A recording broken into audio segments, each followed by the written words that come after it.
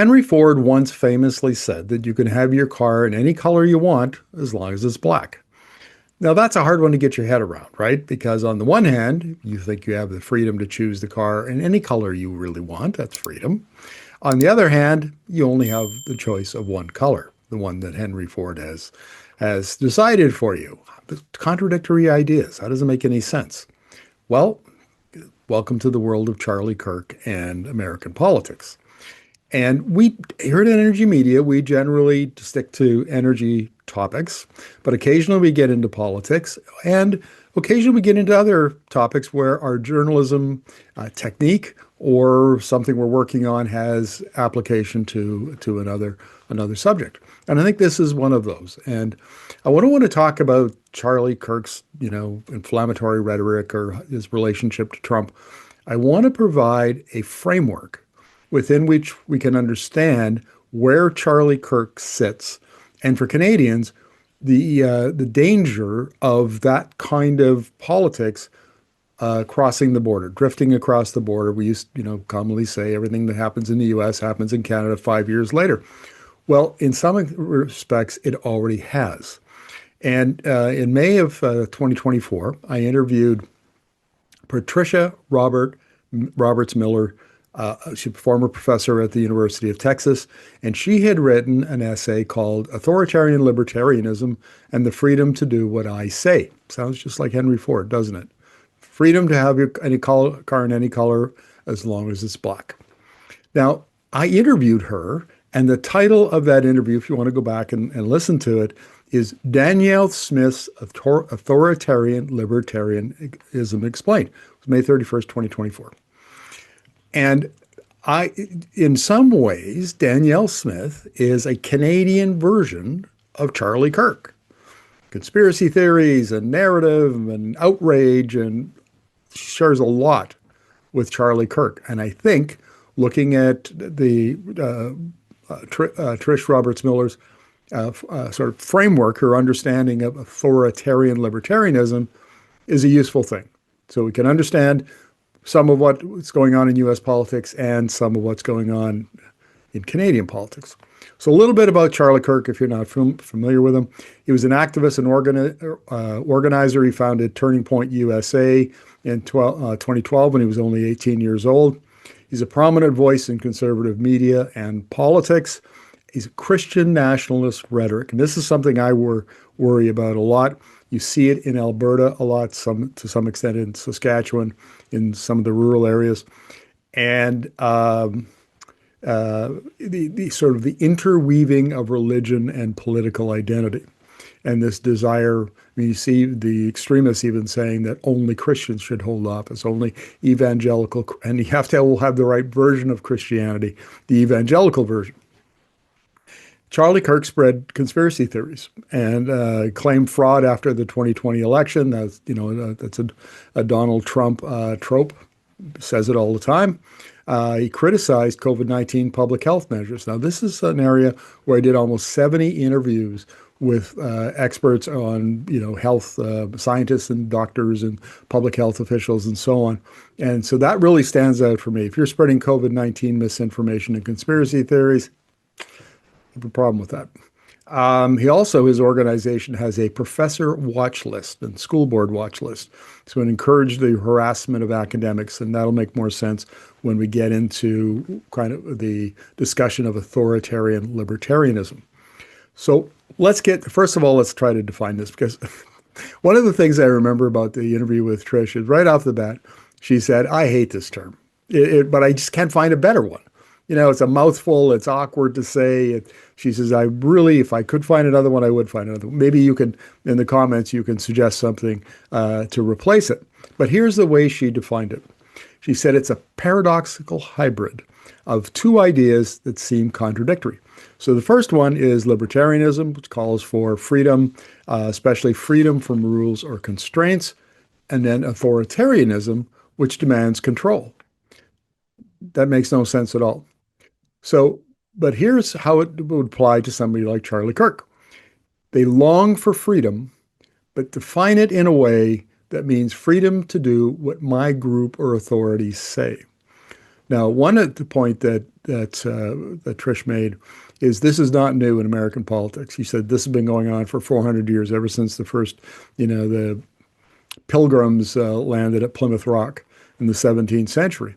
Versions of this have bubbled up over the years, and usually it comes with some kind of disruption, some kind of, maybe it's the Great Depression, maybe it's, the disruption we see today, where, particularly in the United States, it's really it's devolving into a society of haves and have-nots. And a lot of it has to do with technological change and changes in the energy system and so on. Grist for another conversation. But disruption of the social fabric and political fabric is the key here. So what are some of the key characteristics? There are 5 of them, and I'll go through them one at a time. First of all, rhetoric of freedom twisted into conformity. And this, I did a video not that long ago where I compared the oil patch, the Canadian oil patch, to the Hells Angels. Great nonconformists and rebels who insist on absolute conformity. You have to dress alike, think alike, behave alike. There's the code. And it's kind of like that. So libertarians suggest maximum individual autonomy in practice, but authoritarian libertarianism demands conformity to its version of what freedom means. You are free only as long as you go along with what the in-group authority says. And how often do we see that? Where the convoy crowd, for example, back in 2022, they were all about freedom, the freedom movement, the freedom convoy. And yet what were they willing to do? They weren't allowed, they didn't want people to wear masks. They didn't want people to take vaccines. They wanted to impose their version of freedom on Canada.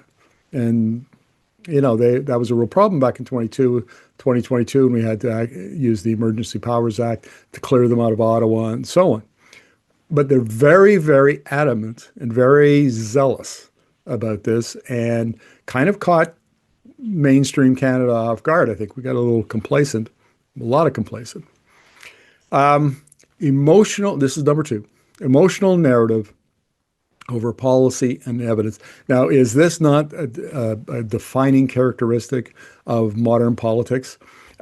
Discourse is less about reasoned policy debate and more about identity, outrage, symbols, morality, all of those kinds of fuzzy things that you can project your own feelings on. It's an emotional world, not an intellectual world, not a data world, not an evidence-based world. And this is really important. Evidence or expert opinion is discredited or dismissed if it conflicts with the in-group narrative. Now, I see this all the time in my journalism, because the narrative in the Canadian oil and gas industry and the bulk of Alberta is that oil and gas is going to continue, well past 2050.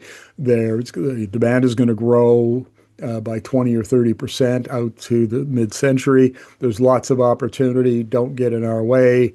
If you are, you're an environmental terrorist or something. You should be, as one oil and gas thought leader said a few years ago, should be hung, strung up on a tree. That kind of stuff, that emotional imagery, that outrage, on and on and on. And I get it all the time. I get it in DMs. I get it in comments on our videos, and not just from cranks and trolls and bots, from people who are very well respected in the oil and gas industry.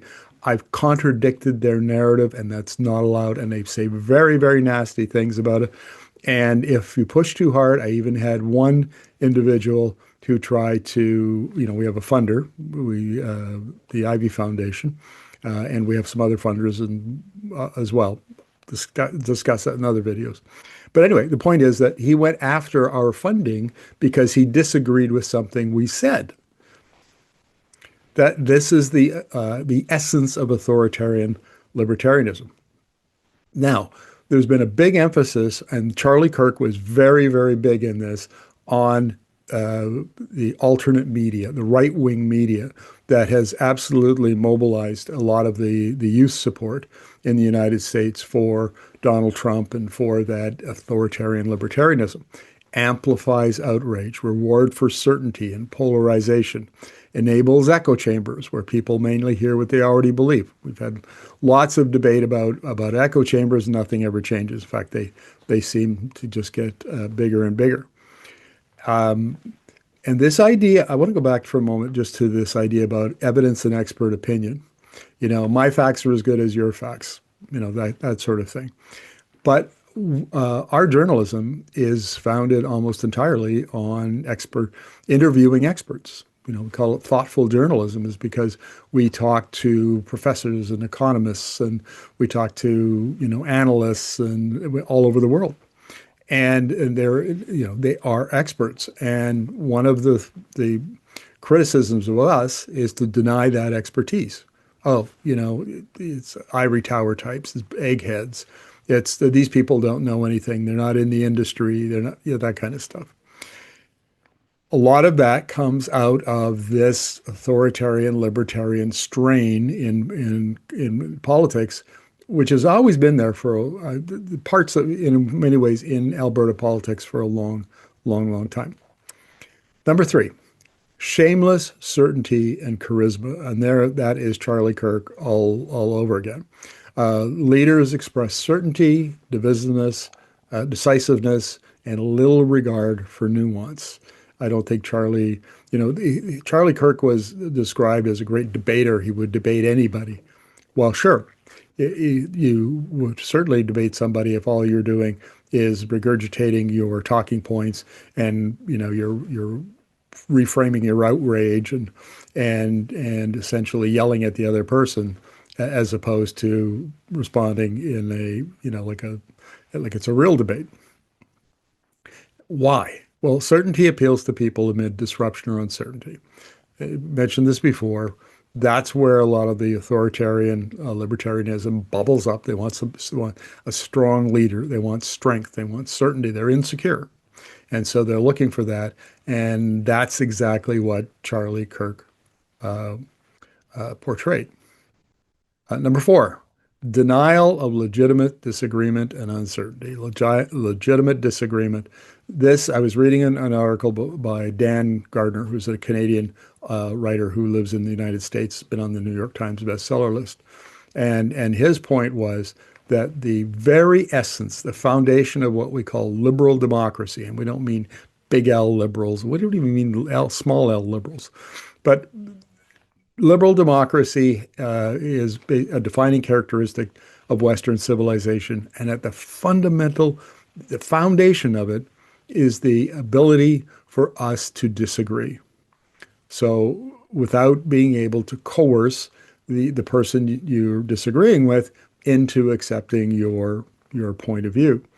And he's arguing that, Charlie Kirk and others like him were essentially all about delegitimizing dissent.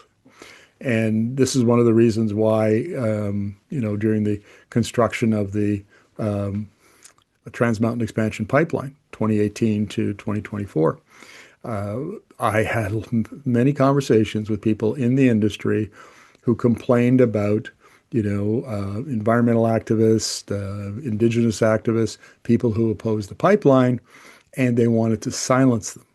And my point to them was, that we live in a society where dissent is tolerated, and it may be inconvenient for you, and it may even cost you money, and it may frustrate you. Welcome to democracy. So the anti-dissent, the folks who would crush dissent or limit dissent, they've been around for a while. It's not just Charlie Kirk and the conservatives, the authoritarian libertarianism. Libertarian authoritarians in the United States. It's been in Canada for a while. 5, in-group, out-group framing and victimhood. Now, this is a classic sign of populism and fascism, right? You have the people, and then you have the others, and they might be, in the case of Germany in the 1930s, it was the Jews. and it was the communists, and it was the gypsies, and so on. Others who are threatening the society, and so you band together, you build a community and identity around a sense of being under threat or being oppressed. Now, if that isn't Donald Trump and his the current Republican Party, I don't know what is. It's always about being a victim, and you see that in Canadian politics. It's a defining characteristic of large C conservative politics. And Alberta, Danielle Smith, oh my gosh. I mean, her whole politics is based around the idea that the federal government, the Canadian government, is beating up on Alberta all the time and making, basically milking the golden goose and being mean and depriving it of what it needs, the approvals and so on that it needs to expand its oil and gas industry, and brings in regulation to constrain it or phase it out, yada yada. You've heard all this stuff before. But the in-group always claims the moral high ground, as Smith does, as Charlie Kirk did. And so that then justifies taking action against those with whom you disagree, those who are dissenting about whatever your activity is, Smith's government, for example. So there's two consequences that Trish Miller pointed out in my interview with her that I think bears, talking about. The first is the erosion of democratic norms. Not good. And I think I saw a poll over the last week or two that a full 25% of Americans now are in favor of eliminating democratic government. They would be quite happy to have a strongman government, an authoritarian government, fascist government. Because dissent is delegitimized, disagreement is framed as betrayal, nuance is seen as weakness. All those three things are important part of democracy, but they now are seen negatively by the libertarian authoritarians and should be and have to be limited. Policy decisions based more on narrative than evidence. And this is something that I have to say, the Canadian oil and gas industry is absolutely brilliant at this. They have the biggest narrative machine in Canada. They pour millions of dollars into it. They lobby governments. They control, they are in the media all the time. Their message is very rarely rebutted. And yet they see, the industry sees itself as a great victim of environmentalists and climate activists and so on. And right now, I would have argued that the push to build a new pipeline out to Prince Rupert, the push to build more LNG, the push to expand the Alberta oil sands, by hundreds of thousands of barrels a day, is not based on evidence, and it's not based on data, and it's not based on a good understanding of global energy trends, but it is with narrative. And I would say that even we see senior ministers like Tim Hodgson, the Minister of Natural Resources, that have bought into the oil and gas narrative wholeheartedly. They're fully on board with what the oil and gas CEOs would say. And I dare say even Prime Minister Carney, an economist, a banker, should know better. But these are his folks. At the end of the day, these are, who he's dealt with most of his career, folks like these in the C-suite. And he's, I think, clearly adopted much of this narrative himself. Facts be damned. So I guess to wrap up here, we've presented a framework, authoritarian libertarianism, libertarian authoritarianism, it really doesn't matter. It's the same principle. It's you can have your car in any color you want as long as it's black. And you can have your freedom in any flavor that you want as long as it's what Charlie Kirk says or Donald Trump says or Danielle Smith says. And if you dissent and you say that no, that's not that we disagree with that, and we think it should be done this way, and this policy is wrong, then you will be criticized. You might even be, rounded up. But we've seen Trump, use the courts, use the police, use his powers as president to punish his critics, to punish his opponents, his political opponents. And we've seen, Danielle Smith in Alberta come very close to that. I think she's, kind of flirting with it. So the fact that Charlie Kirk was assassinated is very unfortunate. Nobody in public, public figures should not be assassinated. I mean, that's such a self-evident statement, but here we are. And so we condemn that. But if we're going to do this isn't about whether Charlie Kirk was a good guy or a bad guy. How he fits into this framework and the agenda that he was trying to advance, which has consequences for Canada, and it has a beachhead in Alberta with Danielle Smith in the United Conservative Party. That's the lesson here.